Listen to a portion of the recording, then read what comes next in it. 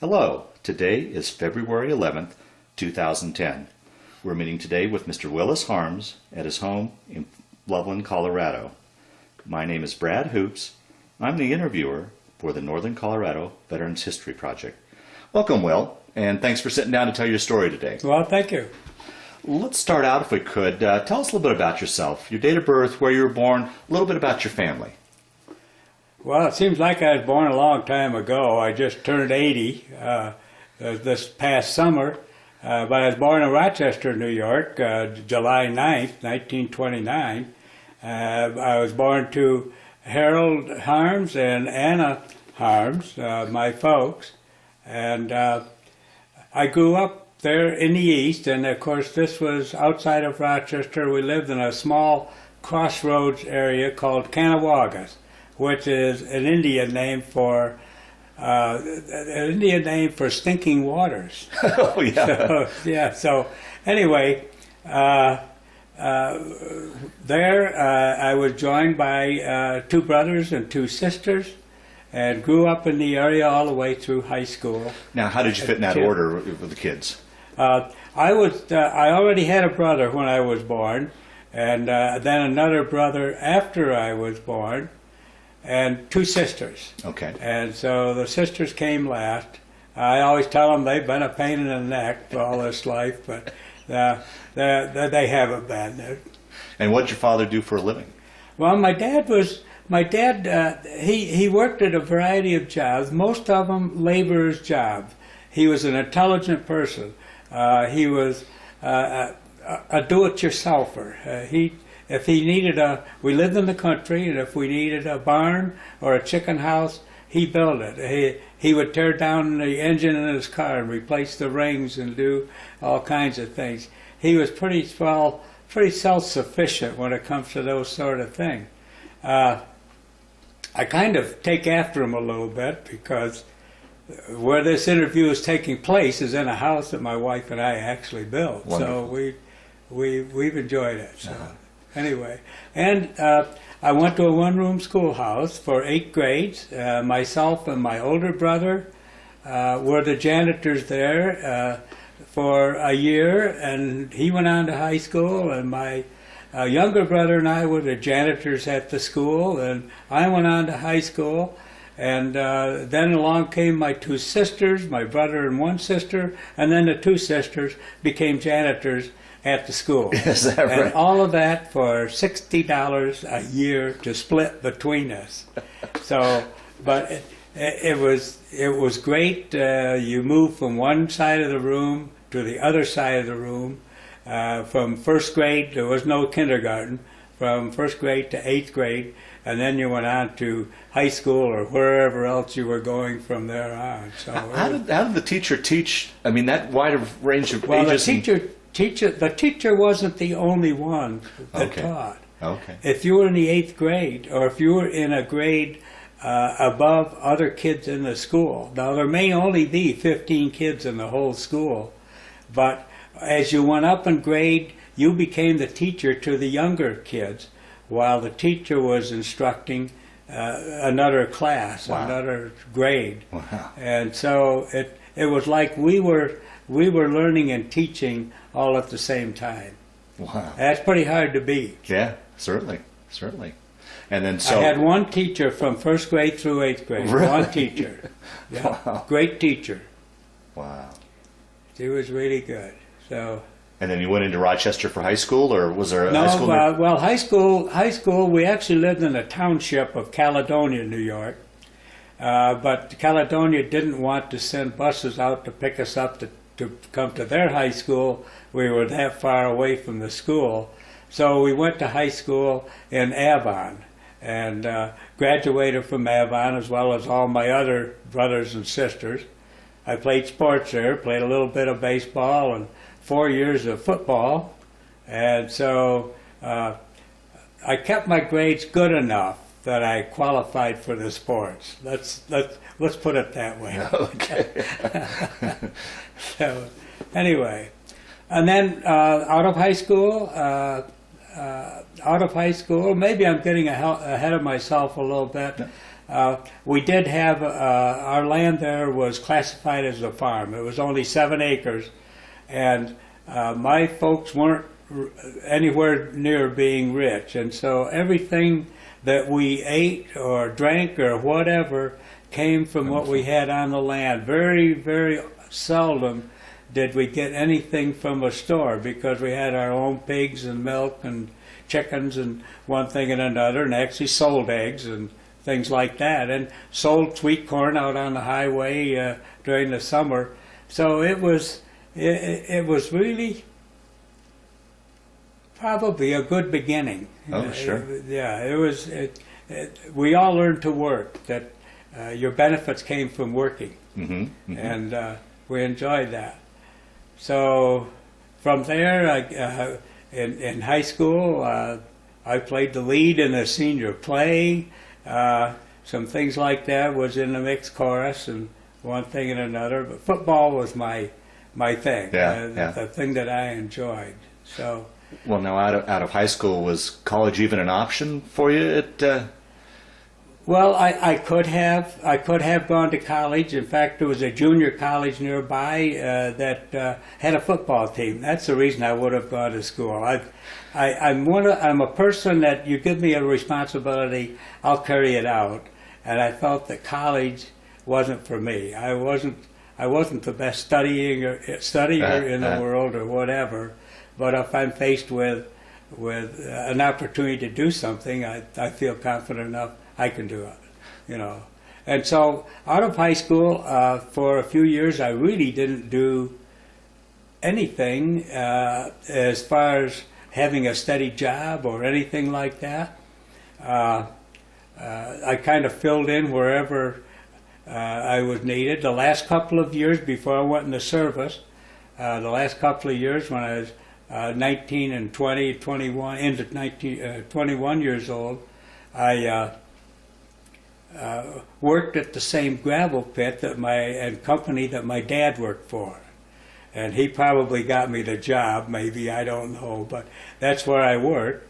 And I decided I still wanted to play football, and New York State had a New York State Football League. And they had 2 divisions. They had a Western Division and an Eastern Division. And I did manage. I thought, well, I'm going to try for the team that I thought was the best, and it was only 9 miles from where I live. And so the town was the name of Leroy, and the name of the team was All Leroy, and they were in the Western Division.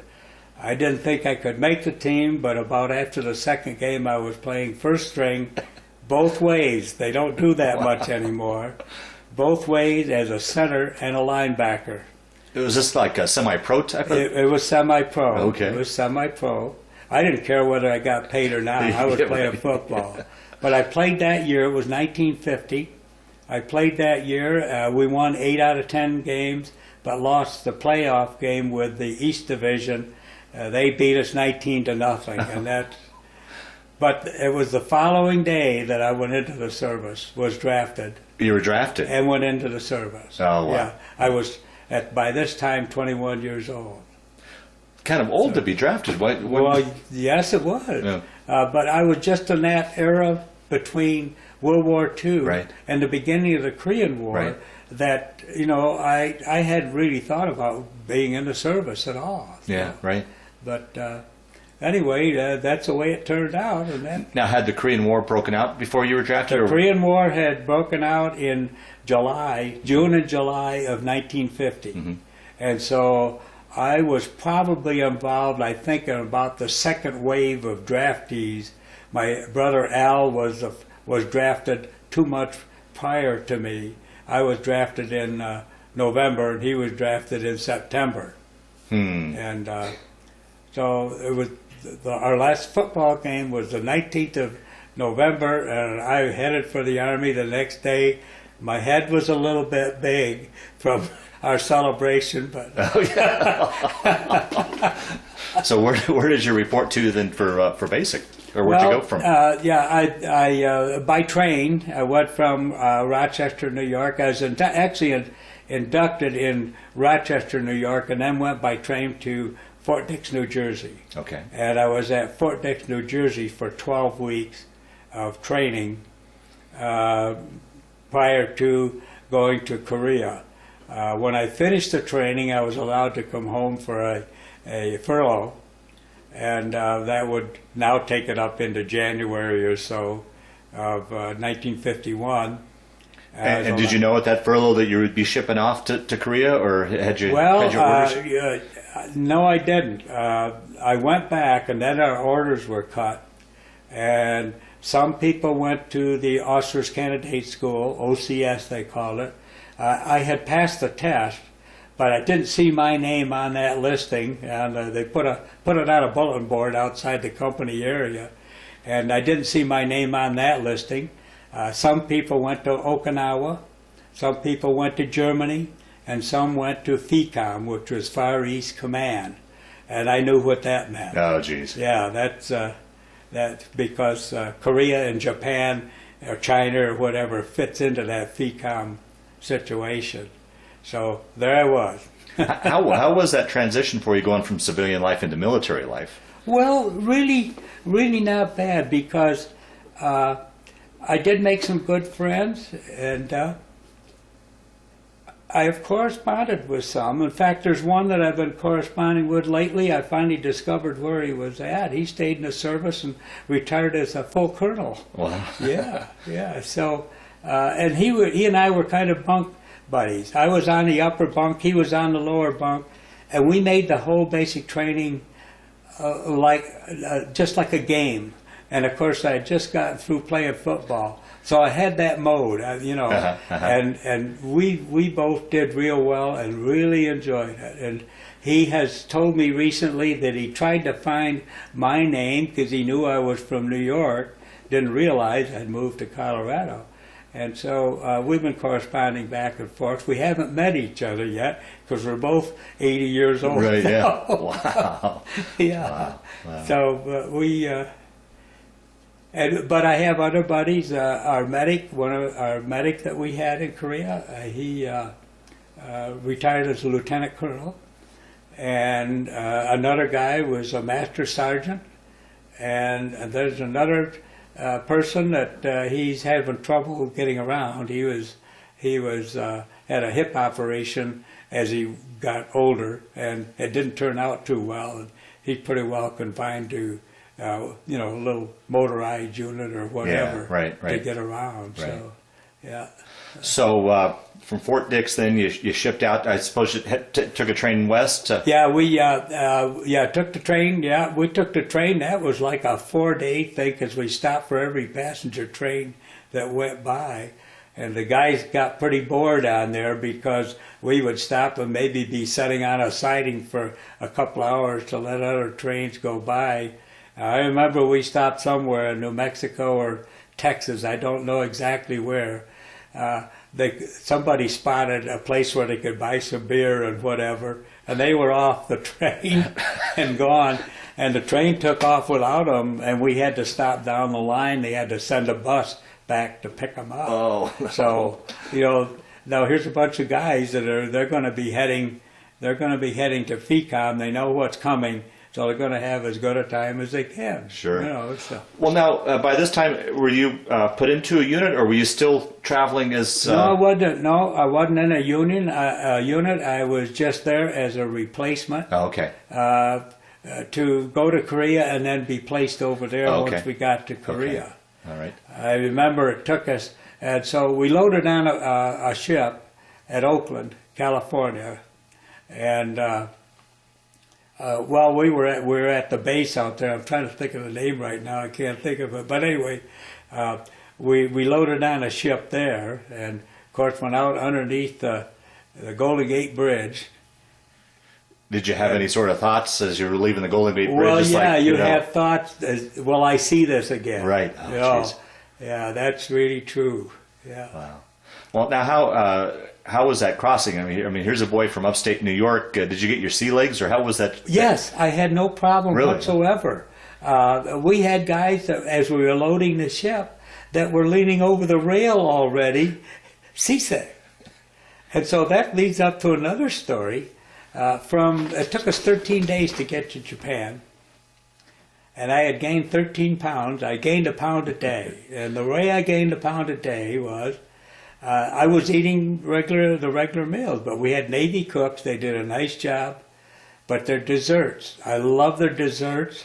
The desserts were the pan pies or cakes or whatever you want. It was actually pies, and of course they used a lot of things like raisins and peaches and apples, and but their raisin pie, I love the raisin pie. And I go through the chow line and I get my piece of raisin pie and ask if I could have two, but no. If you come back after everybody is eaten, we'll give you whatever you want. So that's what I would do. I would get my piece of pie and have my meal, and then I'd watch for when the line was all through. I'd go back through again, and if there was some left over, they cut them in squares.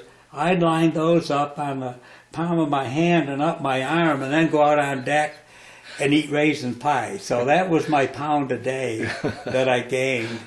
I had lost a little weight in training, a little weight in training, but I got it all back in 13 days. That was fun. But we went from here to Tokyo, and then we were actually assigned from Japan as to what units we were going to when we got to Korea. We took a ship from there to Busan, because I remember the hospital ship with the big red cross was in the harbor at that time. And when we got there, we were taken out and split up and divided.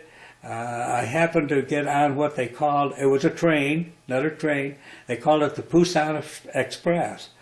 And what this was is a train that ran between Busan and wherever the battle was going on. And at that time, our forces had been pushed back to what they called the Busan perimeter. And so they weren't that far away. Yeah. They were more like mid-South Korea at that time. And this train, I hadn't ever seen anything like it before, but the cars were regular coach cars, but they'd taken out all of that stuff and built wood platforms for you to sleep on so that they could get as many in the car as possible.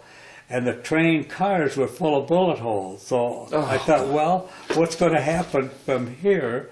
But we did get up to our replacement center with no problem at all.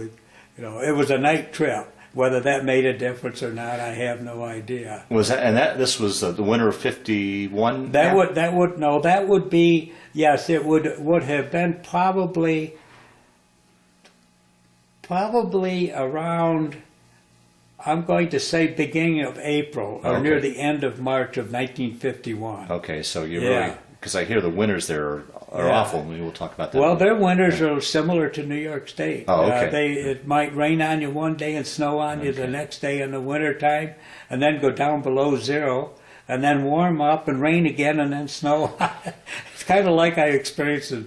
It wasn't much different than New York State. Well, let's talk about differences here. I imagine growing up, you probably didn't travel too far away from your hometown, maybe a football game or this and that. Here you are traveling across the country, going across the Pacific, being in Japan, being in Korea. What was that experience like? Well, it was all new. Yeah. It was a great experience, really, going that far. And you talk about maybe not going very far from home when I lived in New York. That's a mentality of people that live in New York. I'm saying in maybe other places, but in New York, that I lived 65 miles from Niagara Falls. I'd never seen Niagara Falls until I came back from Korea, got married, and we decided to go to Niagara Falls. It's only 65 miles away, because the mentality was, and this was true. My one grandfather lived in Mexico, New York, and that was only about 120 miles away. But to make a trip like that, and of course there was 7 of us in a car, a 1932 Plymouth, and you had to pack a lunch. You couldn't take off. And well, you couldn't stop them at McDonald's or anywhere else right, either right. because there wasn't any at Right, that time. right. And so you had to pack a lot to go that far. Yeah. And the same with Niagara Falls. You better make a lot of preparations, have extra tires and stuff like Right, that. right. Yeah. So it was a mentality that doing Sure. that was really an experience. And the other, I might back up a little bit and say the experience of being in the Army and even going to Korea. While I was in high school, there were a couple of guys that ran a gas station there. And one of the guys, Jim Coffey, he had been in World War II and a prisoner of the Germans for almost a year. And he used to talk about that.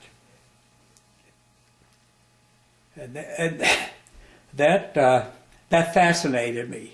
And so, to me, it was an adventure and something that I hadn't done before. None of the family had done anything like that before. We did have some neighbors that were in World War II. I had some cousins that were in World War II. They were a little bit older, but we didn't. You really didn't. It was more being farmers. You were close knit with the people around you, because we used to have a Christmas party at our one-room schoolhouse every year. And I don't know who got the most out of it, us or the farm families that came and enjoyed it together. And they'd pass presents around, and you never knew. They never showed us what was in those packages. So, but I have some ideas of what they were passing around, usually between the men. Yeah. Yeah. So the stories you would hear from like that gas station owner and your cousins, it was more out of fascination. You weren't concerned now that you were coming into the war zone. I really didn't have a concern, and I don't know whether my concern even. I don't know. I don't know whether my concern was even in combat or not, because I think everybody, you were numb to that, so to speak, that you're doing what you were there to do. Wow. And, I don't recall anybody. I only had one person that was in my platoon that I was a machine gunner in Korea for about 6 months. And there was only one person that I seen that and was with one night. We had just gotten hit the night before, and I'm with him the next night, but they had moved us away from where most of the action was with the machine gun. But he cracked up. I mean, he just started crying, and he was uncontrollable. And I didn't want that in the foxhole with me. Yeah. So I asked them to take him over to the rear, and I'll just stay in the position by myself. But then you're there waiting because you know something's probably going to happen, and I started to shake myself. Oh boy. So those are the things. Well, let's back. I want to get into this a little bit more, but let's back up a little Okay. bit. You've taken your train up to the front. Okay. Continue your story from there. And then I joined the. I was in Company B of the 17th Infantry Regiment, which was part of the 7th Division. And the 7th Division was comprised of the 31st Infantry, the 32nd Infantry, and the 17th Infantry. And I ended up in the 17th Infantry. By the time we got to where we were going to be, it was dark. It was at night. I don't know, it must have been 11 o'clock at night. And I'm being led to what bunker I'm going to get into. And I'm stepping on bunkers all along the way of people hollering, hey, what's going on or whatever. But that's how I joined the company. And at that time, our unit was moving south. They weren't going north because this was a result of our troops going up all the way to the Yellow and not really cleaning out the area of North Koreans. And then when they got up there, the Chinese came across and caused, and this is the winter of 1950-51, caused all of those, they lost a lot of casualties just to the weather. Right. And it was really bad. And then they had to, because of the masses of Chinese that came across the border, they had to pull back and actually be relieved over on the east coast of Korea. Ships came and picked them all up, took them back to the southern South Korea, near Busan, okay? And then the Chinese came right across the 38th parallel, and they were going all the way to Busan. That's about the time I joined our group. So when you joined, it was really just a perimeter around Busan, more or less. It was about the time that they were still finishing up drawing back, because the next day after that first night that I was there, the next day they said, well, they're pretty close behind us, and you could see them with field glasses coming south. Yeah. Wow. So from there, then we started our move back to the north again. And this was with B Company of the 1st Battalion of the 17th. So, and as a replacement, were you welcomed by the regulars that were there? The old. Yeah, they were. We had that first day that I joined. That next morning, we were pulling back, and I was an ammo bearer in a machine gun squad. Now this is the light 30 machine gun. I had my ammunition belt. I had bandoliers draped of more ammunition for my M1. And I'm carrying an M1 rifle. And somebody, I guess it was my squad leader, I wasn't even familiar with the squad business and everything coming out of basic. Apparently my squad leader, he said, now, if you get tired, ask somebody else to take one of those boxes of machine gun ammo. They weighed about 25 pounds apiece. And I said, okay. Well, I was getting kind of tired because, boy, I'd been laying around on a ship eating,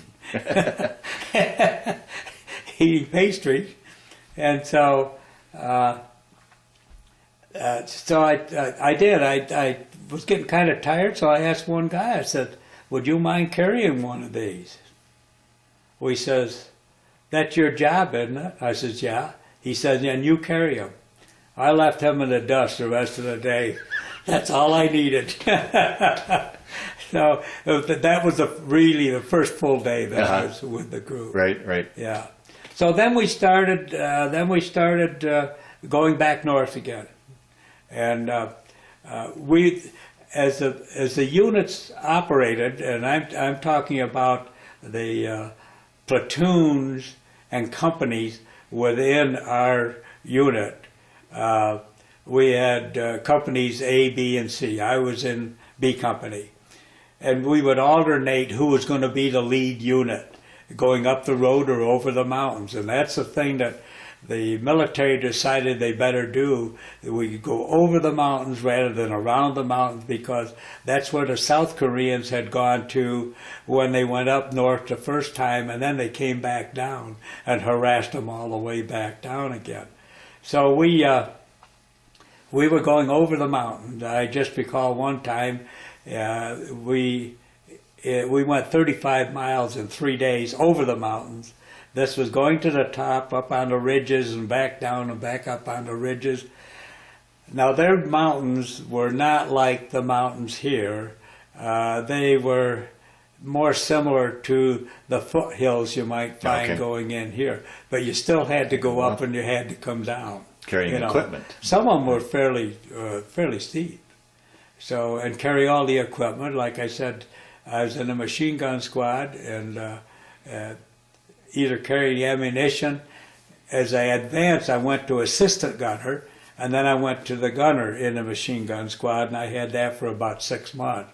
But we would take turns carrying the machine gun, which was much handier and lighter. The tripod was actually the most difficult thing to carry. The machine gun weighed about 25 pounds, but you could just put it on your shoulder and hang on to it and carry it that way. You couldn't quite fold up the tripod that went with it, because you just couldn't do it. It was kind of unwieldy, hard to carry around. So anyway, but as we went north, we cleared all the hills as we went, and this one particular time, as far as a timetable, I'm not sure when all of these things, Fair enough, yeah. things happened. It was probably around June, May or June. We had a hill to clear, and we found out that the Chinese or the Koreans we never were sure who we were fighting. It was either North Koreans or the Chinese. But they had made a bunker up on top of the hill at a strategic point with a trench running around that. And when we got up there, all of a sudden they're firing down on us and throwing grenades down. And by that time I was the machine gunner, and myself and my assistant gunner, we started firing in that direction, even though we couldn't see them. They were pretty well camouflaged. We started firing in that direction. And all of a sudden, the machine gun jammed. Well, a jam, what it does is it shears off the cartridge, and it won't come back out of the barrel. So with a ruptured cartridge extractor, which for whatever reason we didn't have one, we had to just put that to one side, and there was another machine gun that had failed, and so I picked that one up, and I was able to get the cartridge out of it. And I used that for the rest of the time that we were in that firefight. That's what they call them, a firefight. And so I used it the rest of the time we were in that firefight, and kept it the rest of the time I was on the machine gun, because I found out the critical point, there's a certain headspace you had to set on there that would keep the thing from rupturing. And I even know that the serial number was 884893. Is that right? Wow. I still know it. If I seen it today, I'd know it, because they would. If somebody else knew you had a good one, they'd try to steal it from you. Yeah. See? So, and I used to give later on. I used to give instructions on how to take them apart, put them back together. But that's the one thing I emphasized, is that headspace. And when I got done instructing, I would take it apart myself again and put it back together. I wanted to make sure it was working. So it would, and it did. It served me well. Wow, wow. Yeah. So you guys would move up and over these hills, and what would you do at night?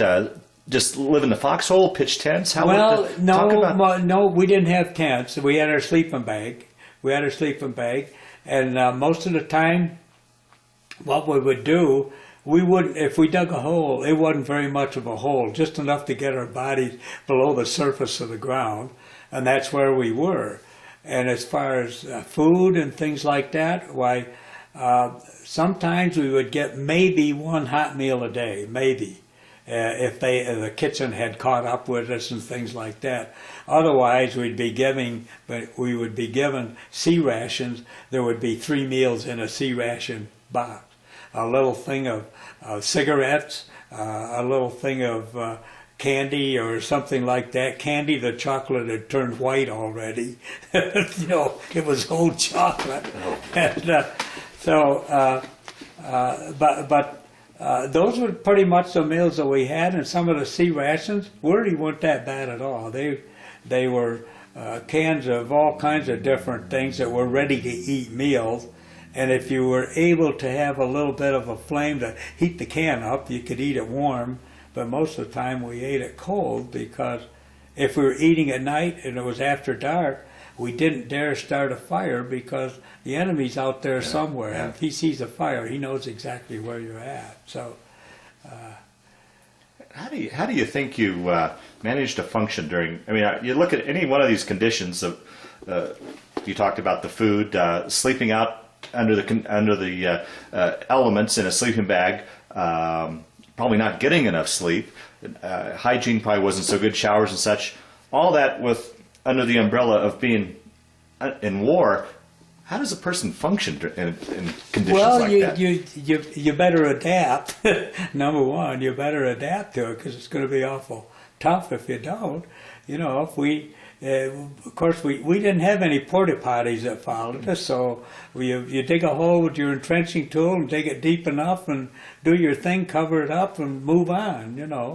And we would stay sometimes in, especially when they were drawing up the truce line over there, we would sometimes stay in positions for, maybe 1 or 2 or 3 weeks or something like that, which made it easier to get our rations, get our hot food and stuff like that. But you just accommodated to it. And we always had a poncho. You know, if it was raining, we could put the poncho on. And just seeing, I haven't seen the Korean War Memorial, but I noticed they're all wearing ponchos. Yeah. Yeah. Oh, wow. And if you look in one picture, and some of the pictures that I've got, it shows a guy carrying the tripod. He's got it folded up and got it on his shoulder. So that's part of what I experienced. Yeah. Now, you talked about how the companies would rotate being the ones to take over the hill. Would you guys rotate back? Were you able to rotate back for some R&R, or how did you? Were you able to get off the line ever so often to? Well, we finally, it was in July of 1951, we went back into reserve. Part of our work was filling in the line where the South Korean troop pulled out of. They would all of a sudden say they're going on vacation or whatever. We had no idea, and we'd be called upon to move and go fill in their space in the line. And as we're going up, there they are. They're going back. They're heading out for a vacation or something. I don't know where they were going. Would that bother you, the fact that, hey, we're over here to help you and you guys are slacking off? Well, I'll tell you a little bit later on Okay. in the story Okay. here what happened with something like that. But let's see, where was I now? Oh, you're talking about going in the reserves. Yeah, we went into reserve. We went into reserve, and we were next to one of the main river that came out of Watchon Reservoir. It was called Watchon Reservoir. And that was great because we could go swimming and take our clothes off, and we'd wash our clothes in the water and lay them out on the bank and swim. And it was, of course, in July. And by the time we got done swimming, why, the clothes were dry, we put them right back on. We didn't get a change of clothes maybe once a month. And along with that, you would get a shower. Well, they would set up these field showers with canvas on the ground and inside of a tent. And if you got there early, you might get hot water. I never got hot water. And it didn't make any difference whether it was winter time or whatever. Here you are, and you're taking a cold shower, so you can get your clothes back on as soon as you can. But that's just the way it was. And everybody suffered the same. You couldn't complain to anybody because everybody suffered the same. Wow. Yeah, Wow. yeah. So I just can't imagine. I mean, I think about, working outside or going camping for the weekend, knowing that, by Sunday night I'm going to have a nice warm bed or a nice warm shower and a comfortable bed. But I couldn't imagine going for weeks and months on end like that. That's the way it was. The only time in the just before or near Christmas of 1951, I was sent for 7 days of R&R in Japan, and the first thing I wanted, it was real milk. So I got a whole quart of that. I downed that so fast, but it was good to be able to do that. Yeah. But then you have to go back. Here it is winter time again, and now you got to go back into a winter, and oh boy, so on and so forth. So, wow. But anyway, it was a good experience to see what everybody else does, what their attitude is, and how everybody gets along, and really it's a band of brothers, like the Band of Brothers, the movie from World War II. That's the way it is. You learn to take care of each other. We had an instance there where we were a backup company for 2 other companies that had to take a certain hill. And they went up the front, and our objective was to go behind the hill on the road and go up and cut the enemy off from the back, which we did, and we were almost on the hill. Apparently the 2 units in the front had gotten pinned down, and they had called in an airstrike.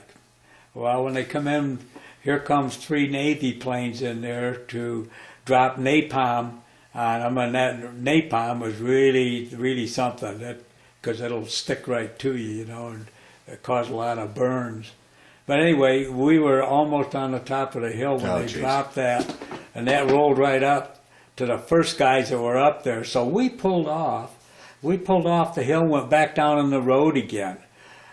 Well, the Navy planes did all their strafing and napalming and stuff like that, and then they made a circle and they come around, and we knew exactly what was going to happen. They probably seen us as the enemy. Right. Oh. Now the infantry carries what at that time what they called a panel. And it was an iridescent kind of a panel, like a pink color or whatever, and one guy would put it on to show where the lead troops were, like wearing a cape, and this thing would drape out behind him so that people in the air could tell, hey, that's friendly troops. I don't want to fire into the friendly troops. We had that laying on the ground, but it was all muddy and dirty and things like that.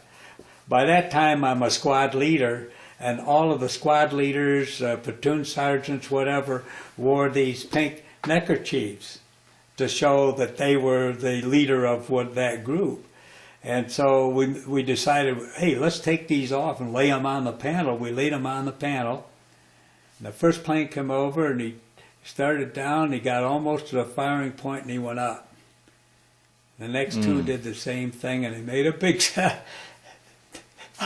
I'll tell you, this is something that it stays with you, that you knew what they were going to do. They thought they were going to fire at us. Well, anyway, they made the circle back around again and came over and wiggled their wings. Wow. Boy, oh boy, that's probably one of the closest times that I know of that it could have gone another direction. Right. Know. And then from there we got into August, latter part of August of 1951. At this point, are we starting to move pretty good north? Yeah, we had, but we were actually north of the 38th parallel. Our objective still at that time was attempting to take back as much land as we could for South Korea. By that time, MacArthur, who had been in charge of all the forces, had been fired by Truman. And we had a different person that didn't have the same attitude as MacArthur. Otherwise, if MacArthur had been through the whole thing, we'd be somewhere buried in Manchuria, probably. Right. You know? But anyway, we were, our assignment, well, we were still moving north, and at this time I had just heard of this hill. They called it Old Baldy. And Old Baldy was a hill that former Army units, Marines, and so on had tried to take that hill. They had such a massive bunker at the top of that, the enemy did, that they were unsuccessful. They just couldn't take it. Well, we had a good battalion commander. He was a colonel at that time. He eventually retired as a lieutenant general. But our company, B Company, was going to give supporting fire for A Company and C Company to take this hill.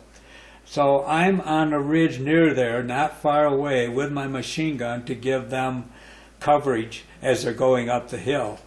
And of course, here again is where the panel comes in, that I can see where the lead person is. And we're watching them with binoculars. They were probably maybe 800 yards away, something like that.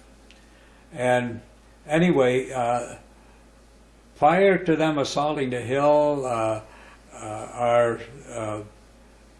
the company or division commander we had, he called in artillery, he called in everything that he could call in, and napalm drops and stuff like that to soften them up. Well, that doesn't do much good if they're inside and you know, you're not really hurting them. They're pretty well dug in.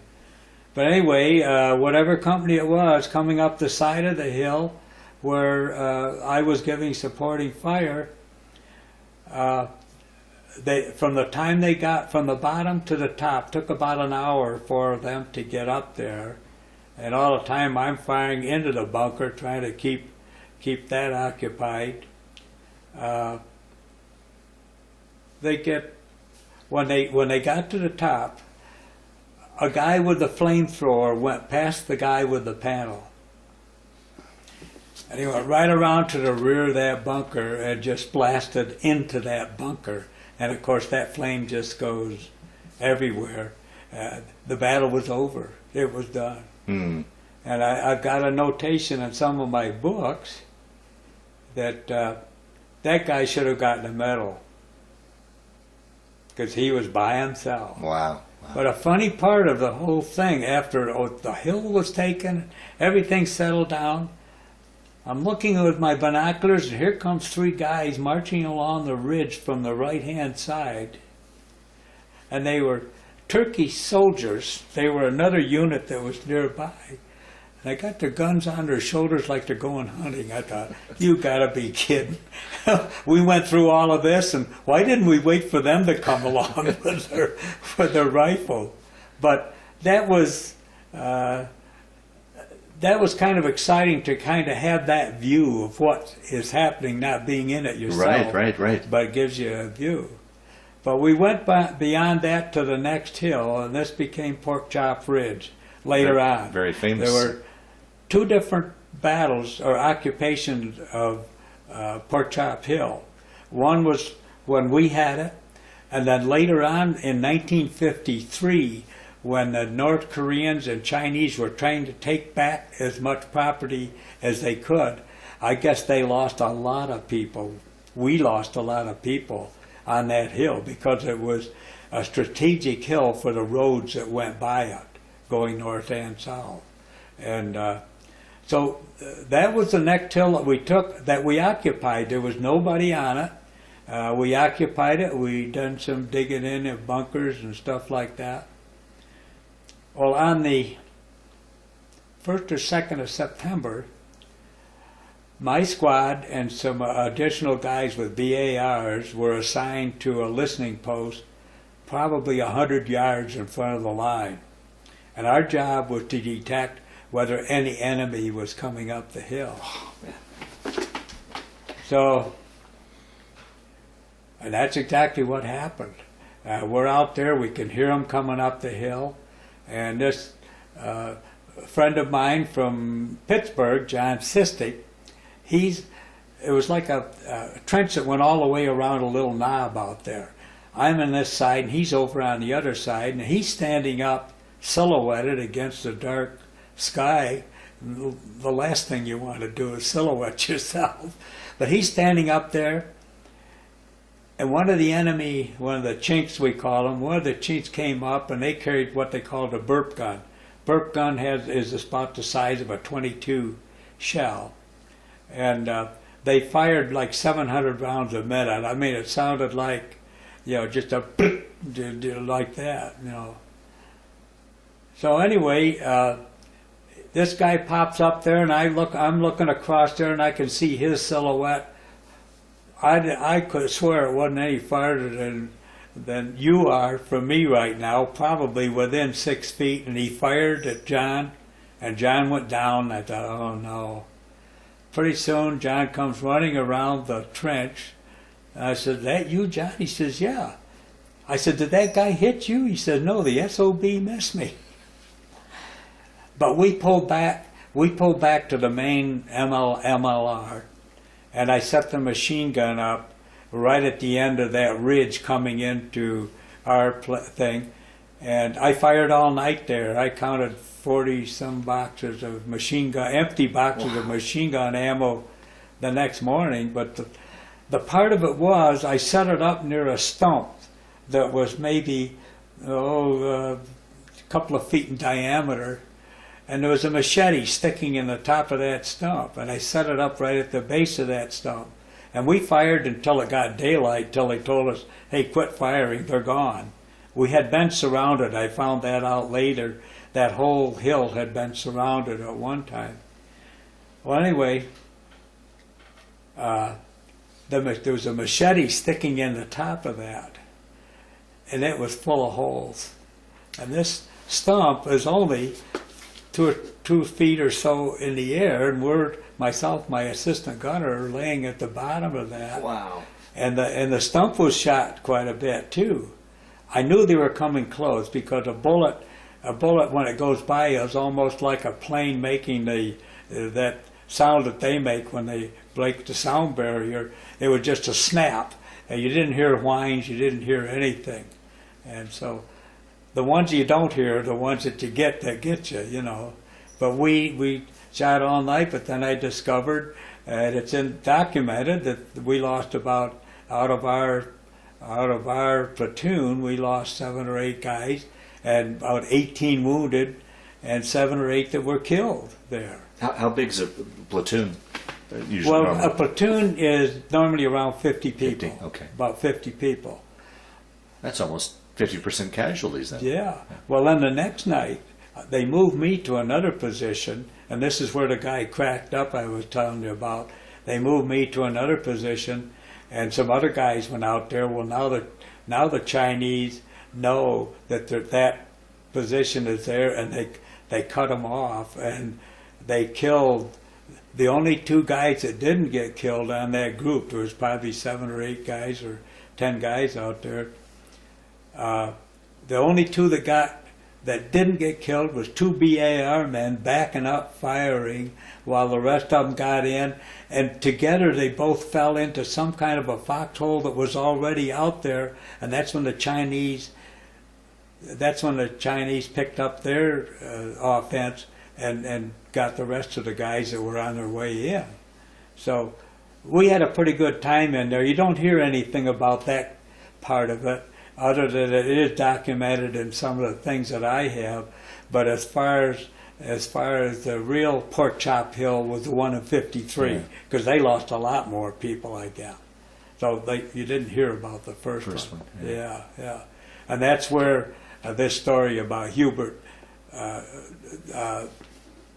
my mind's fighting, about Hubert that took place, about being wounded and walking off the hill, but then discovering that he apparently stepped on a landmine that we had put out maybe and lost his legs, lost his life. Wow. Yeah, we'll talk a little bit more about that a little bit here. Yeah. Tell me a little bit about, I'm somebody that's never, as I'm sure quite a few people that are going to watch this have never been in battle.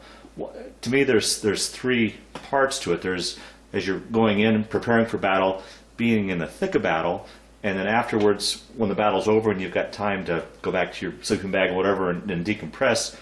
Can you talk about those 3 parts? I mean, the first part, knowing you're going into battle, what's going through your mind? What are you thinking about? What's a person think about? Well, for myself, I never had any thoughts, because all you thought about was you're probably going to hit some resistance, and what do you do when you have resistance? And what happens there, because I was in a machine gun squad, as you're going up a road, they tell you to keep 5 yards, a whole platoon, keep 5 yards, or whether it's a platoon or a squad or whatever, you stay 5 yards apart. The word was, if you bunch up, 1 round will get you all. Oh, okay. That was the reason we kept that spacing. Well, if we're going up the road, the machine gun squad in the company was the last squad, in the platoon was the last squad. You were always right at the very tail end. But when they hit resistance, the word that we would get back there was machine gun up front. I couldn't believe, I don't know why they did that. Why not? Well, I guess they didn't want the automatic guys with the automatic weapons to get killed right off the bat. They wanted them to come up and help out. So I don't know. I don't really, other than your eyes were always moving. You were always looking and watching and so on and so forth. But there's not much you can do. I mean, I don't know. I just didn't really think about. And is that the same feeling when you were in the thick of battle? I mean, what you had your assistant that cracked up. What saved you from cracking up? Well, the thing, I don't know. Like I said, after this guy was taken away, I'm sitting there and I'm waiting for something to happen. And I was glad when something happened because now I can keep my hands busy, you know. But I guess you can't think about the bullet that's going to get you because you don't know if it's going to get you or you don't know when it's going to get you, you know. So, and I'm sure there was a lot of other people in more desperate situations, and those are the ones that get the Congressional Medal of Honor and situations like that, you know. And then what about, okay, now the battle's over and you guys have pulled back or you've cleared the area and now you've got time on your hands to lay in your sleeping bag and think about it. Well, it seemed like we never got, like I mentioned, we never got a lot of time to think about it because we were moving somewhere else to fill in the lines for the ROK or the South Korean forces. They would just disappear and we'd have to go fill in at another spot that may cause us trouble or may not cause us trouble. You know, it's those things you didn't know. Of course, there were higher ups that knew when they were sending you to some place that they probably knew that whether we were going to meet resistance or not. And so I don't know.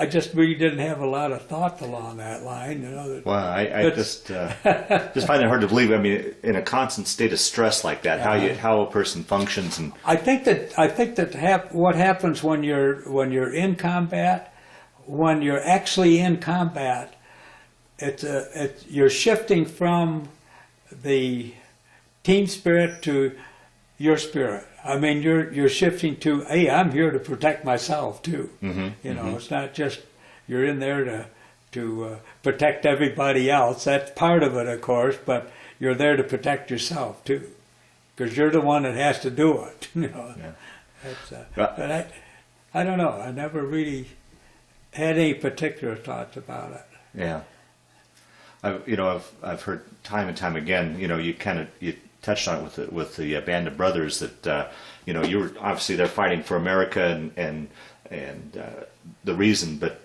as much or more you were fighting to look out for each other. It was you didn't want to let your buddies down type of. I think most of your thoughts about that, it's like us going to reunions, comes up after everything's over with, after you've experienced some of those things and you come home and you hear somebody say, oh, that was a joke over there, that was just a police action, that was just this or that. And then you get a little bit stronger about what your feelings are and what you had to experience. And I think that's true of anybody that's in combat, whether it's World War II or World War I. I've had relatives in World War I and World War II and so on, you know, and we've got a grandson over in Iraq right now. And that's his second tour.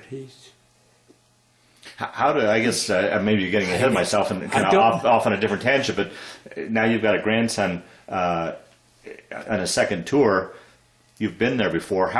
What's your perspective on that, both as someone that served and knows this situation, and it's your grandson? Well, I don't know.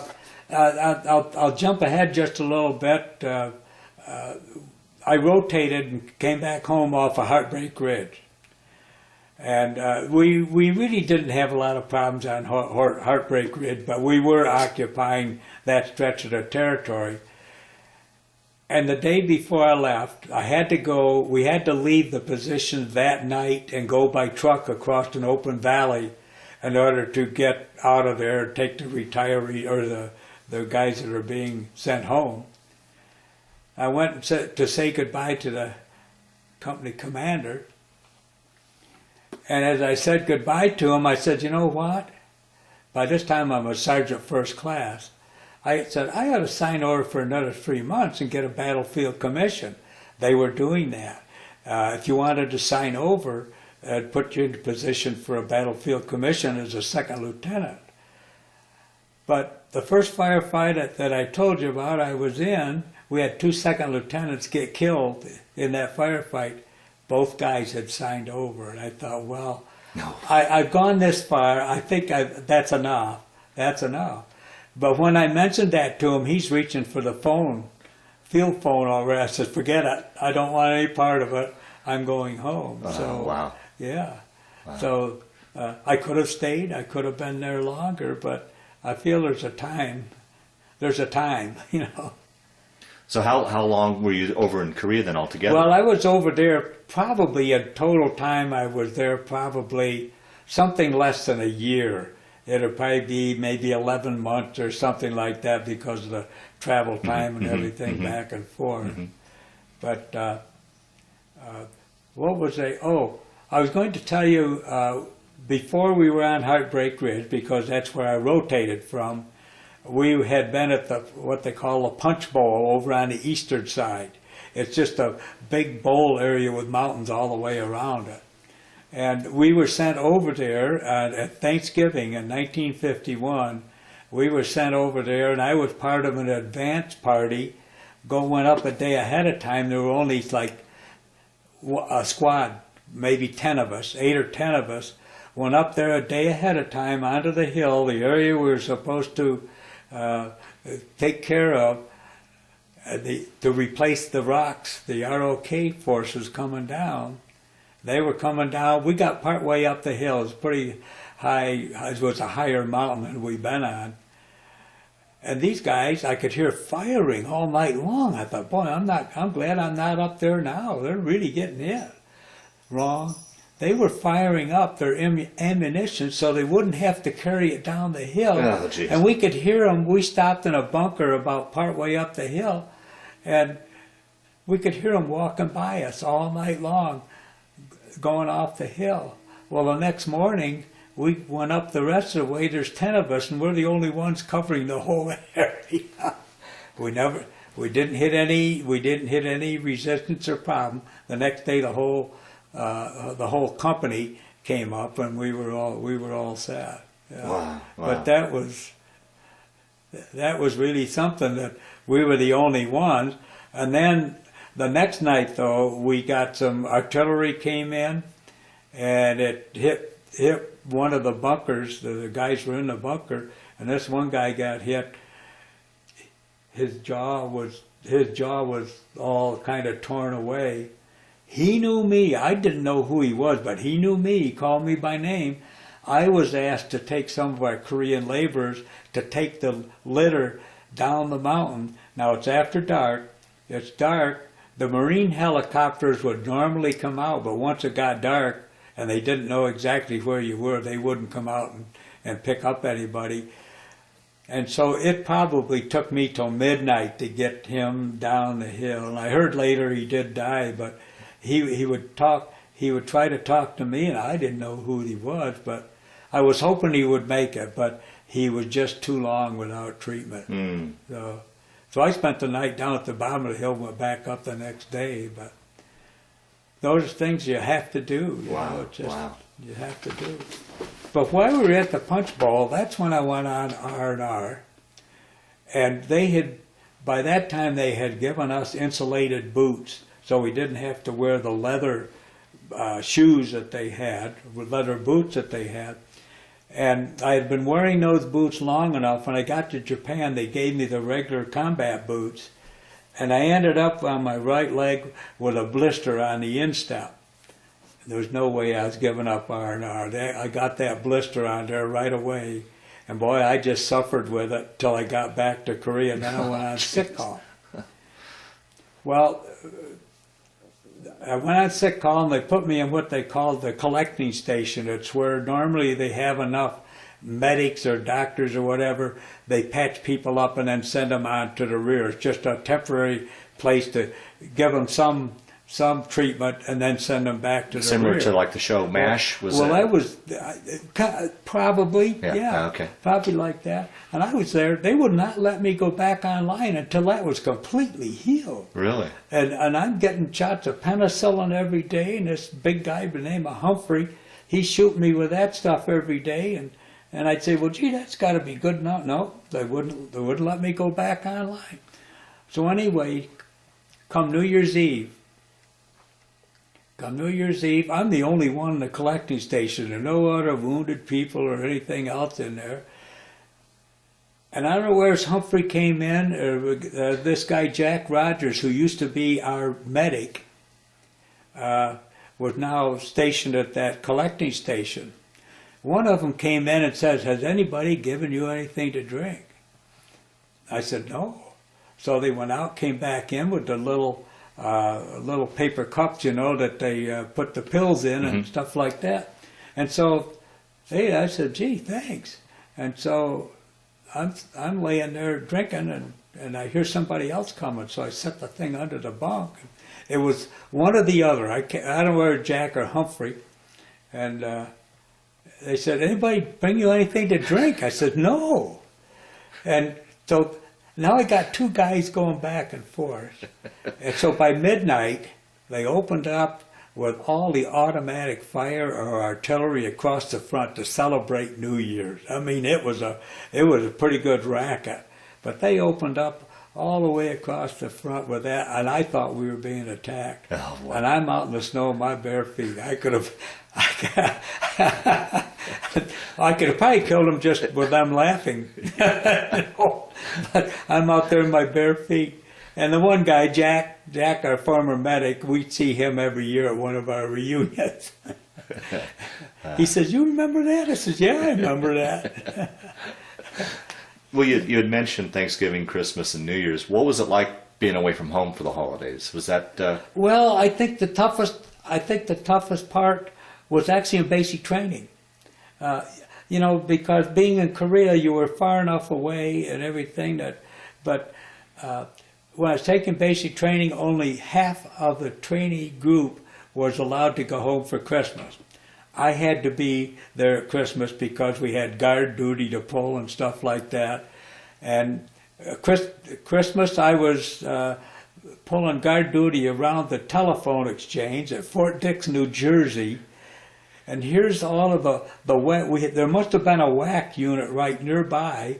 And here's the WACs at midnight or 2 in the morning or whenever it was, coming back, "Hey, come on over, soldier." And boy, you don't dare leave your post. And they knew that. But that was the toughest part, actually, because the first Christmas I'd ever been away from home. Yeah. But I was allowed to come home from New Year's, and at that time, I ended up giving my first wife an engagement ring. We got engaged at New Year's. So you were engaged before you shipped off for Korea? Oh, yeah. Boy. Yeah.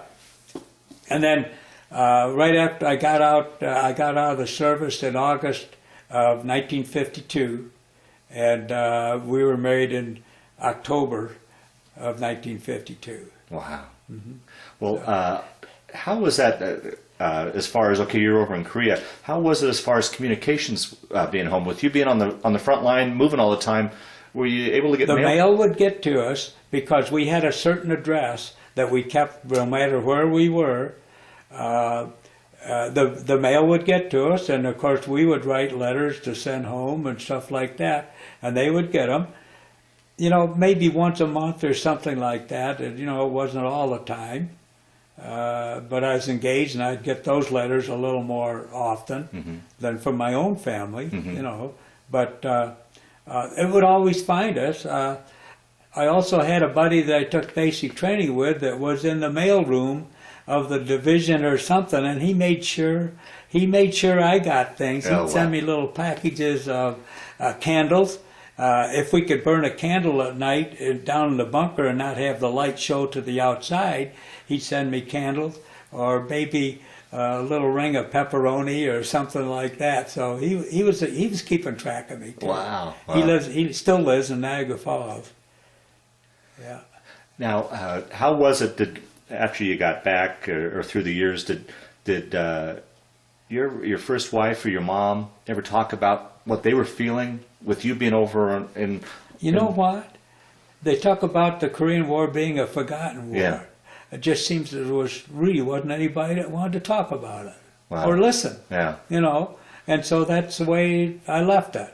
And I think that happened in a sense in World War II, because with people now trying to document or are documenting the World War II veterans, they almost waited too late because the numbers are getting a lot smaller every day. Well, how do you feel about that as far as it being a forgotten war and you a forgotten veteran. I mean, do you feel slighted by that? I mean, what are your thoughts? Well, not really.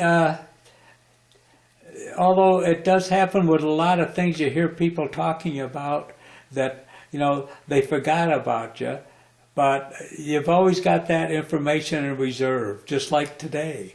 You have that in reserve. Yeah. And it's there. If they want to hear it, that's okay. If they don't, I've collected an awful lot of stuff. Maybe in history, somebody will read that and say, oh yeah, I'll be darned. And I don't know. I just don't worry too much about that. Yeah.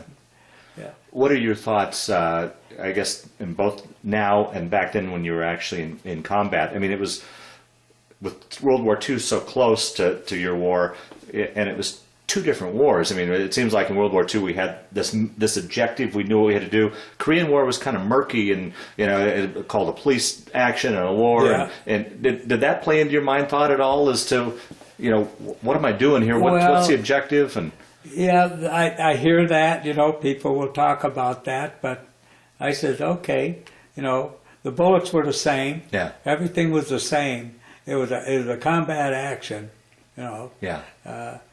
I don't know what they would call a police action here if our police department would get involved in something like that. Yeah. To them it's a war. Yeah, right. If somebody's shooting back Right, at them, right. it's a war. So I don't know. I guess I've gotten more mellow, I guess, as I get older. But we with the reunions that we have with the guys that have been there, done that, and I think that's the force that keeps all of us happy with where we're at, because we've been there, we've done that. Yeah, yeah. The rest of them that can't talk about it, then as far as I'm concerned, they got nothing to say. I had a case working for Kodak where a couple of guys who were in the Marines, and of course the infantry doesn't care for the Marines whatsoever. But anyway, they were in the Marines, and they were talking one day, and I thought, gee, sounds like these guys have been in combat. And I'm standing there listening to them, and I said, what combat were you guys in?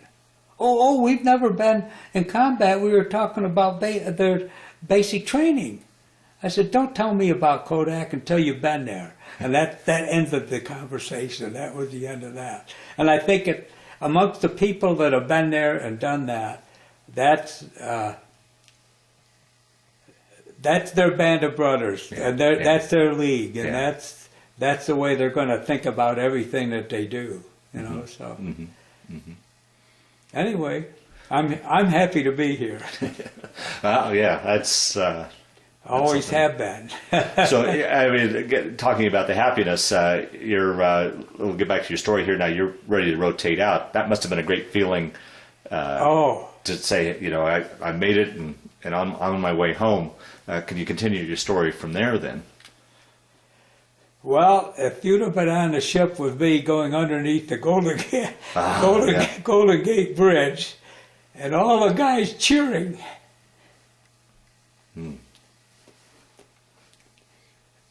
because you never expected to see that again. I mean, that's the attention that bridge got. Yeah. And I'm happy I was able to go under it twice. Yeah. Once going out, once coming in. Wow. It was great. Wow. That was great. Yeah. And then you docked there, and then how long before you were able to make it back home? And were you discharged there, or did you get discharged back? And Well, I was really, I'm going to call it was a separation. I was not discharged until 5 years later. Really? Yeah. Yeah, we were actually in the inactive reserve for 5 years because they probably didn't know which way other things that were starting to creep up on them, and that would have been Vietnam maybe and some of that sort of thing. But I was just separated, and it was 5 years before I actually got my discharge. Kind of along the lines like the National Guard. Did you have to do like your 2 weeks every year? Or No. So No. you were just out, but could have been called up at any... boy, they tried to do that. They sent me letters to get me invitations to go to meetings for the active reserve. They were trying to keep as many on the active reserve as possible. And it's possible if I'd have signed up for that, it was not, I didn't have to do that. And I never signed up. My older brother too, because he was in the Army, they tried it with him. He finally went to one of the meetings. I said, well, what was it about? Well, they're trying to recruit you to be in the act. No, no way, no. I was, I might have stayed in, but because I was a draftee, when I came back, it was Camp Stoneman that I left from in California. I just remembered it. I came back in through Camp Stoneman, and they did a lot of things to prepare us to go on home for our furloughs. I still had time to serve. They talked to people about re-upping, signing up for another hit. Well, the draftees got no benefits at all. If you had originally had signed up and served, they would give you 6 months off. They would give you so much more pay and stuff like that. They didn't do that with the draftees. Really? Wow. I said, well, I'm engaged. I said, I'm going home. You know, that's enough. Yeah, so yeah. I might have stayed in. I don't know. Yeah, yeah. I might have stayed in had I been one of those that went to officers candidate school. Like my friend I'm corresponding with, he retired as a colonel. Yeah, right, yeah. And he went to officers candidate school. So, anyway. Well, what was the homecoming like when you finally got home? Well, here again, I got home, they flew, anybody that lived east of the Mississippi got to fly. Oh. Anybody west of the Mississippi had to take a train, which was going to be, I don't know, 2 or 3 day affair by the time they got home. But I was flown home. I got in into Rochester, New York, probably, I don't know, it was midnight or after. And I didn't know how I was going to get home. My folks didn't have a phone. That's how poor we were. I couldn't call them. Yeah, yeah. And I thought, well, how am I going to get home? And finally I took a taxi, and I had probably about 15 miles to go to get home. And I got home, and my mother was the only one that got up. She greeted me. My dad stayed in bed. He was probably tired of milking the cow and all of the stuff he had to do. I don't know. But I don't recall a lot of people asking questions or wanting to know what I did or anything like that, really. But it must have been nice to be back home and in your bed and get up to a nice breakfast in the morning. It was nice to be back home because here I am engaged and I want to get back together again too. Right. So anyway. And then, so you married 2 months later after? I got out in, I got back home, but I had another assignment before that. I had about 5 months to go because I got home in the spring of the year. I had 5 months to go, so I was assigned to Indiantown Gap. It was actually a National Guard facility in Pennsylvania, outside of Harrisburg, as a platoon sergeant in a basic training company, of all things. Just what I needed, more time with recruits, you know. But that's what I was for 5 months. I was a platoon sergeant for a basic training company. I worked them hard. I didn't let up on those guys. We had a case there where we had to, hot summer day, we had to do like an assault on a hill. And the company commander said, it'll be beer for the ones that get there first. I thought, how are we going to do this? Because I knew if they started drinking water, they'd start slowing down. They wouldn't get up the hill. So what I did is I went to every canteen that they had and dropped a salt tablet in every one of the canteens, even my own. I thought, I'll let them know I'm going to be there too. Guess who got the beer?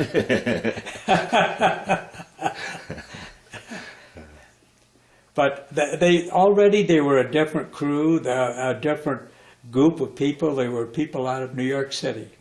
And they were a little tougher to manage than I seen when I went into the service. Mm-hmm. When I went in, we had guys that were college graduate, but they had to serve. And there were a lot of different aspects of life, but most of them weren't from any big cities. And The New York people are a little bit different. New York City people, I want to say. Well, that must have been, going back to a question a long time ago when I said, growing up in Rochester and seeing different parts of the world as you went over there, it must have been interesting, too, to meet guys from different parts of the country. And then once in Korea, meeting different nationalities that were fighting in the UN. Well, even when I took basic, because we did have some guys from New York and New Jersey and like that, and some of the guys living in New York especially had never driven a car. Talking about guys that are at least 18, 19, 20 years old, never driven a car, or they really weren't too sure where milk came from, that kind of thing. Wow. But you would think everybody would know, but they don't. I had the same experience moving from New York to Colorado with people that felt that New York's got to be nothing but concrete everywhere, I had one guy at Kodak that said, I said, where do you go for your fruits and vegetables and stuff like that? He says, the Western Slope. I said, where's that? Oh, he said, it's about 300 and some miles from here. What? I said, boy, where I lived, I says, right in Rochester, we went to the farmer's market. And he looked at me and he says, did you have room to raise that stuff there? I said, you got to be kidding.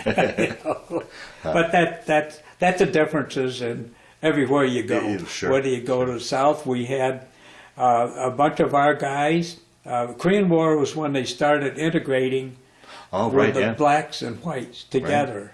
Right. And I really had I had my machine gun squad, out of 10 guys, probably 6 of them were blacks. Well, some of the other squads were all made up of Southern whites. Oh, boy. I was a Yankee, and they knew that, and that's probably why I had the blacks in my squad. But I had no problems with them. Everything went off fine.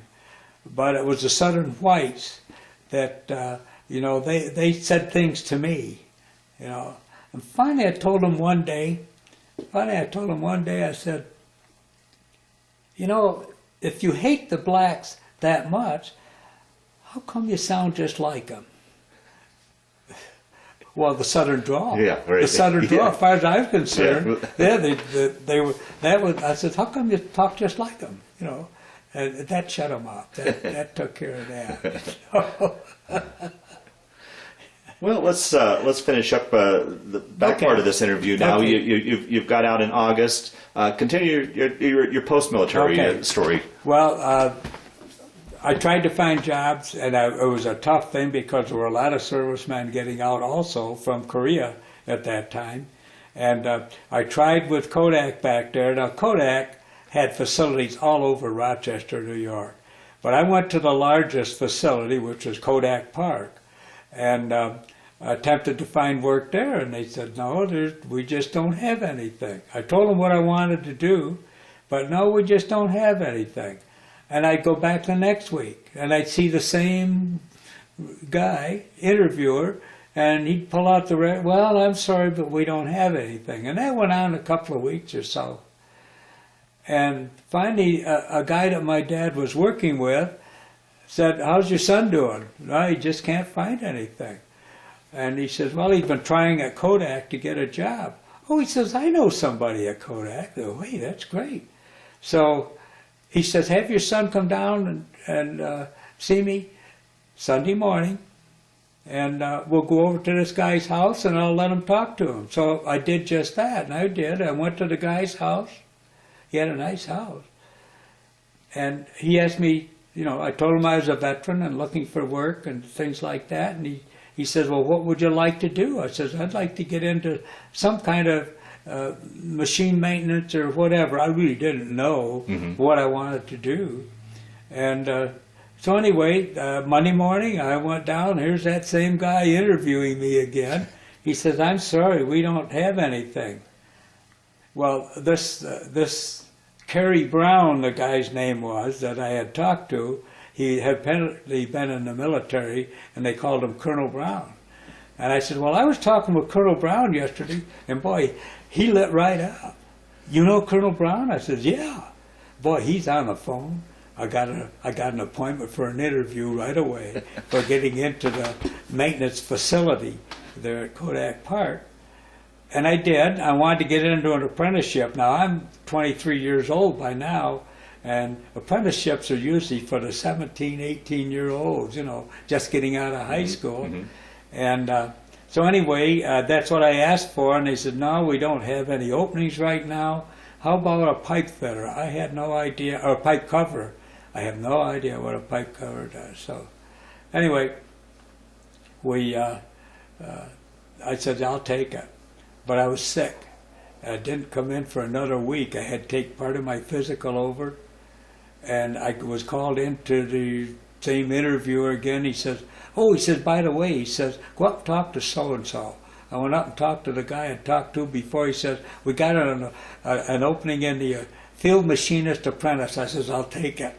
So that's how it all started. I'll be darned. And I stayed with the maintenance group until we came to Colorado. I didn't even know they were building a plant here. And I was talking with one of my buddies one day, and I said, gee, I'd like to do that. And I had worked in one department, the paper finishing department, for like 6 years, repairing machines and so on.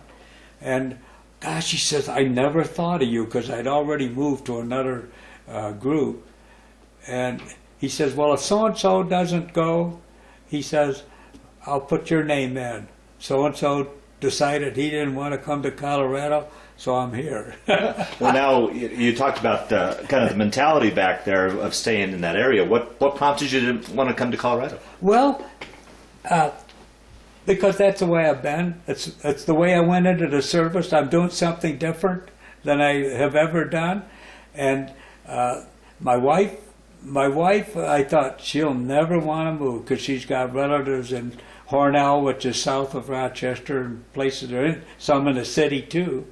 And I said, she'll never want to go. And I got home that night after they had said that I could go. And got home that night, and she was, you know, not feeling good about something that happened that day. I said, how would you like to get away from all of this? She says, I'd love it.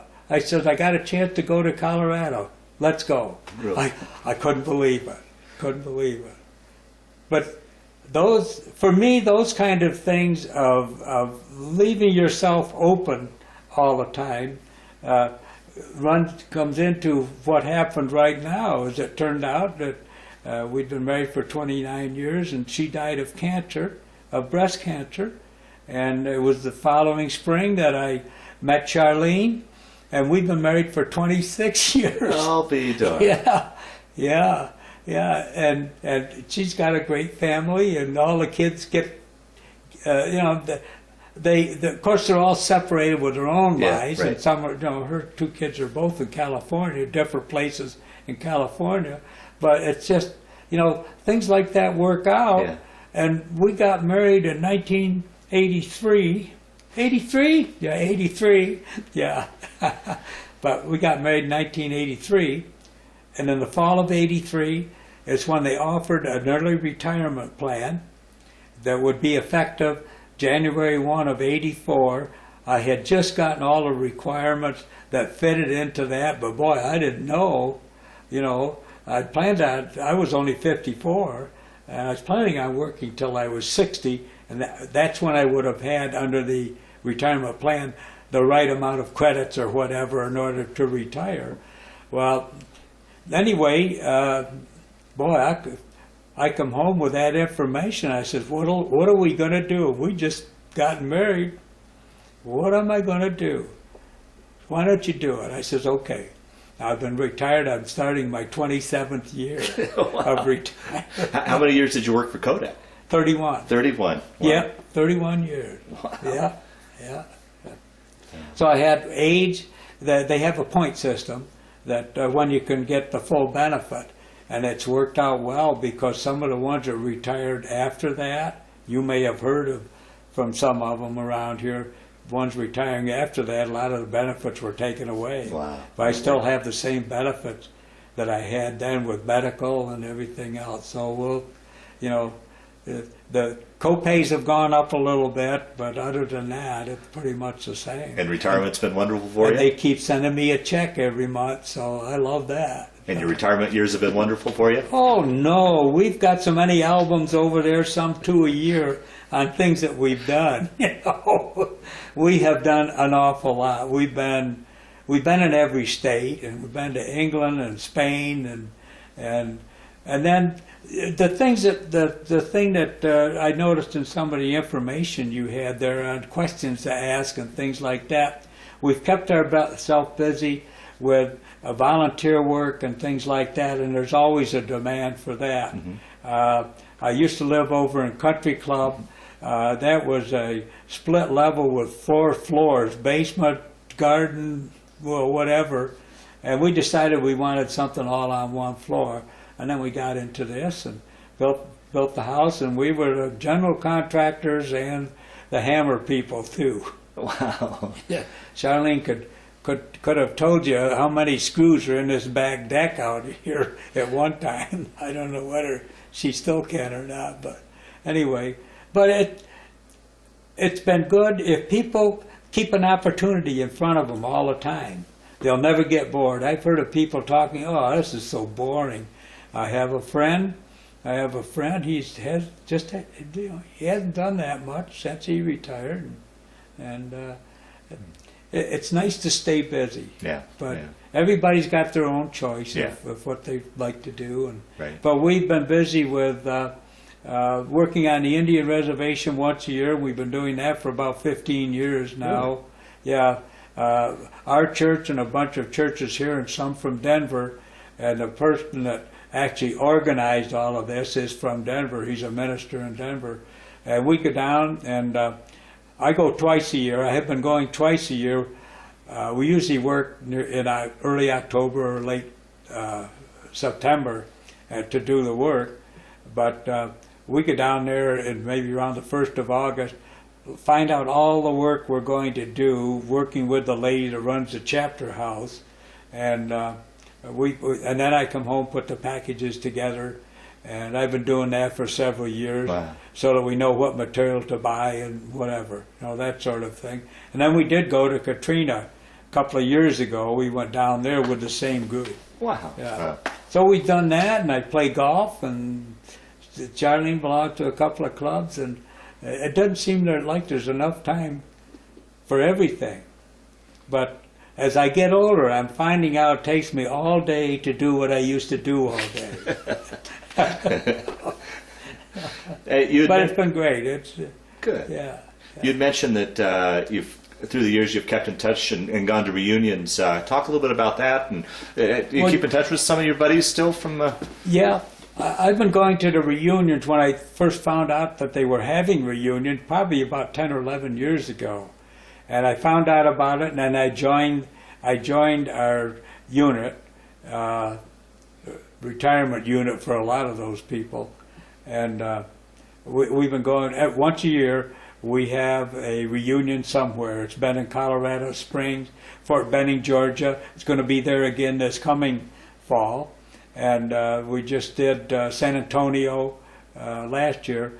But there's kind of, just as far as my own company, B company, there's only 4 of us that actually get together for that. Is that right? This year there were only 3 of us, because one guy, and he's the guy that had a hip operation, and his little mobile cart broke down or something, and he couldn't make the one this year. But of course there's a whole bunch of other people. We end up with probably, I'm going to guess, probably somewhere between veterans, between 100 and 150, really? And their spouses, because we always have a couple of hundred people at these reunions. It's a 3-day reunion. We have a good time. But I take along my stuff, and we talk about it, and sometimes the war gets even better, as you expound on things, it gets better. Yeah. So. Anyway. Well, along those lines, we had talked before we started this interview about your squad leader and meeting up with his family. Can you? That's a very fascinating story. Can you retell that story? Well, this is a story of Hubert Terry. who I had heard got injured on Pork Chop Hill and walked off the hill by himself. In 1998, one of his nephews had put a thing out online asking, is there anyone that had served with Hubert because he had got killed over there. I didn't know he had gotten killed. But anyway, it was in 1999 that my daughter was up for a weekend with her husband, and she and Charlene were busy on the computer, and they got this email that was asking, does anyone know this Hubert Terry? And so they called me in. I said, yeah, he was my squad leader in Korea. I said, he got injured and walked off the hill. I didn't realize he'd been killed. So anyway, I composed something right then and there, sent it back to this nephew that had put the email in there. That afternoon, we got back an email from him thanking us that it had been a year that he'd had that message on there, and trying to find somebody that knew his uncle. And he sent a note back thanking us and everything. He said it was his mother's birthday, which was Hubert's sister, and it was her birthday. And also that it was like a resurrection for them to know that there was somebody that knew Hubert. And the part of this that was impressive to me was it wasn't just an ordinary day. It was a Sunday, and it was Easter Sunday in 1999. And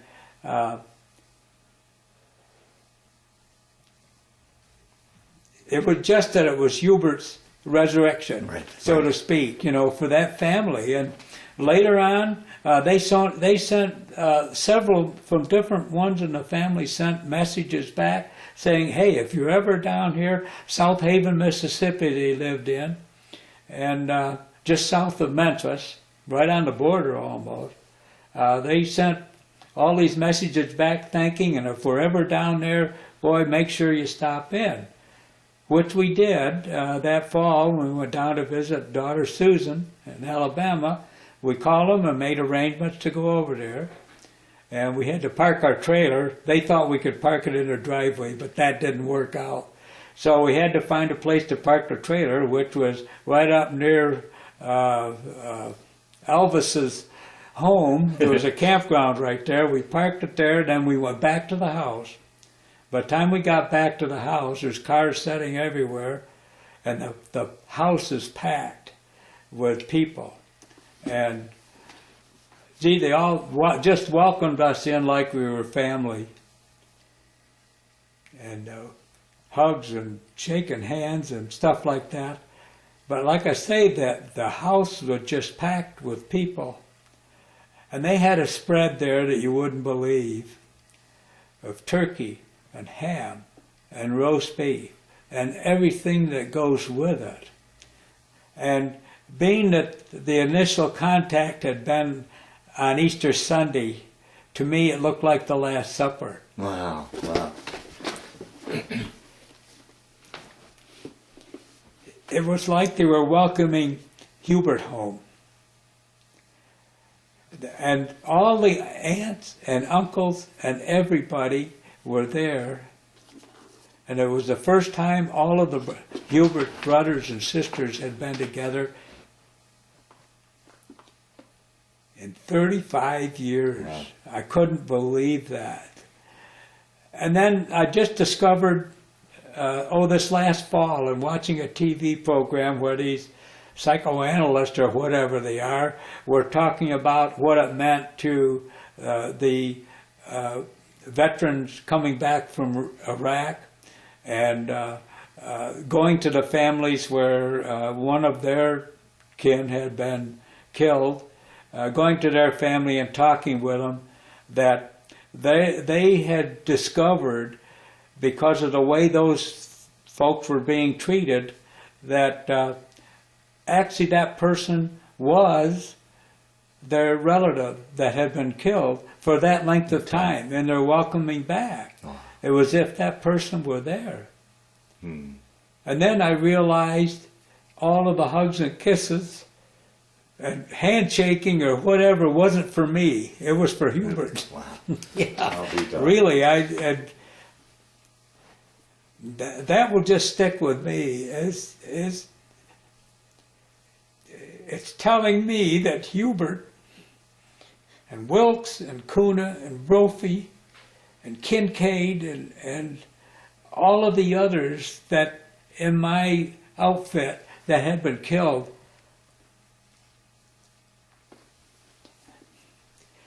they're still there. They're still out here somewhere. So,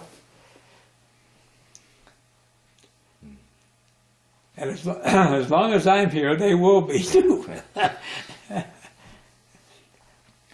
Well, we'll start to wind down this interview. One of the questions I always like to ask towards the end is, how do you feel that experience in Korea affected your life, changed your life, played a part in your life, or did it? Or was it just simply just a chapter in your life that you went through? Well, I think probably because I believe I'm more outgoing of thinking of what other people have. And that's part of Charlene and I working on the Indian reservation and going down to Katrina to do the work down there, or other people that maybe belong to the church or maybe don't even belong to the church. I think it's more like having more freedom to do those sort of things, you know. And the other part is I believe that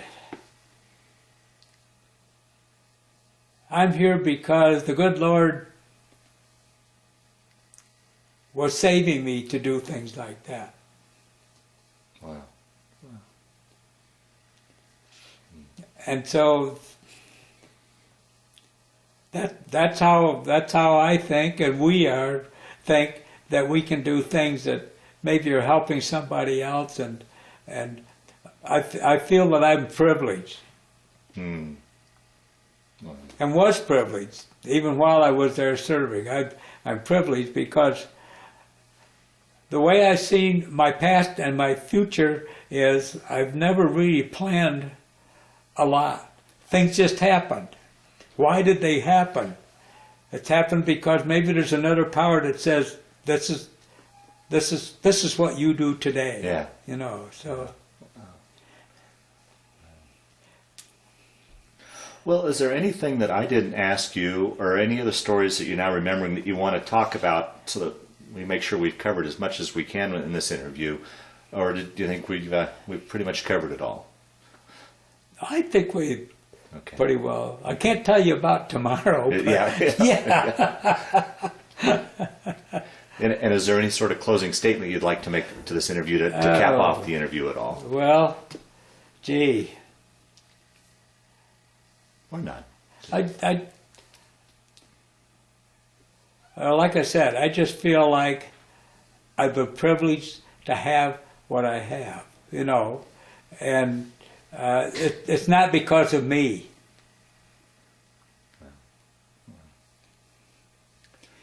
It's about that lady sitting out at the kitchen table right now, too. Yeah. Anyway, I would just pass on to anybody, do what you can. Life is much shorter, and life is only for today. You don't know tomorrow, and may never know. And I tell people that. I said, you know, I've been privileged, and that doesn't mean I'm going to walk out of here a live person, you know, that sort of thing. So I'm happy to have what I have. Very good. Very good. God. Well, Will, I want to thank you for sitting down to tell your story today, but more importantly, I want to thank you for your service to our country. Well, thank you. Thank you. These are some of my mementos, starting with the rifle on here. that is the most prestigious medal that an infantryman can have. Absolutely. Outside of the Congressional Medal of Honor. It comes second, and that's why whether you have any ribbons on or anything else, you'll always see this at the very top. And that's something that people that have actually been in combat, that is something that only they can wear respectively. Mm-hmm. Mm-hmm. And these are others, like this thing here is a Korean War Service Medal, and awarded on the 50th anniversary of the Korean War. And of course these are service ribbons.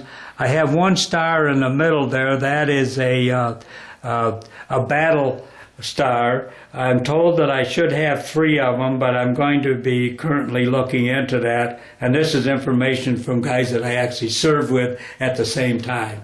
Okay. And these are commemorative things here, United States Korean War Memorial Coin.